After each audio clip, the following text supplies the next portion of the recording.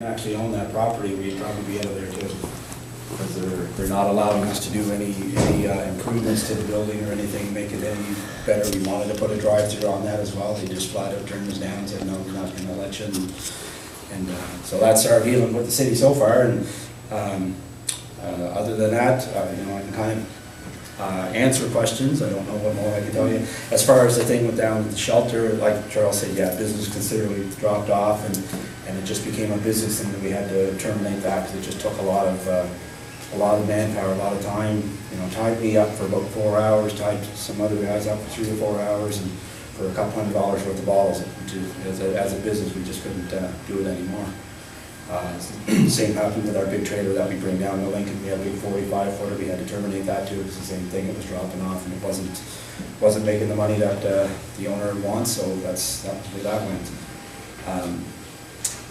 So if anybody has any questions, I mean, any information about how the system works and why things are the way they are. And you said that they wouldn't let you near Best Metals. Is that because they're considered competition? Or? Yeah, well, that's more through the program that they don't want people like side by side or too close to each other, you know, because they don't want. It's kind of like a territory thing, but you know, I can still go there and buy bottles from somebody, but I can't actually go there and set up. That's what they try to do. They try to keep the competition to a minimum if they can, because years back, when like I've been in this since day one, since '92, since they started doing it. In St. John, there used to be so many of them. I mean, there were every second street there was one, and it was tooth and nail down there. We used to go to meetings and have owners of companies in fistfights in the middle of meetings because this guy's bringing a trailer over and parking it across the street from this guy, buying bottles and paying an extra 15 dozen beer bottles or something like that. So eventually they got that straightened out, and that's kind of where that's at now. They're not, unless one closes down, they won't issue any more redemptions and licenses.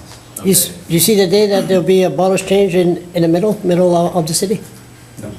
Never? No, it's right under bylaws. It's redemption center's light industrial, and it can only go into an industrial park. And for the property you own across the river, why aren't you able to improve upon it if you own that building? Well, it's the same thing as like any type of building permit. You have to go to the city and ask for it, and they just told us no. But actually, there was a big. That's not just for like basic maintenance and whatnot. You're surely allowed to. Oh, you can. Oh, you sure you can maintain it, but the drive-through part of it met a lot of opposition in the paper. A lot of people were saying, "Well, you know, we don't want to see that. We don't want to see cars parked out on, you know, running and this and that." And well, you know, I mean, and we've only got a small yard to work with over there. It was never meant to handle the business that it's doing now. But of course, when the one downtown closed, of course, a lot of people are shifted over to there. So.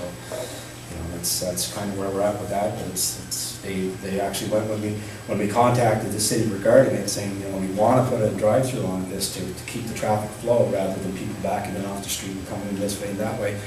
The response that we got was, "How did you get a bottle exchange over there?" They didn't even know it was there. And then they came over and they put no parking signs all up along the roads, so that nobody could park on the street, and with threats of fines if you stop parking on the road.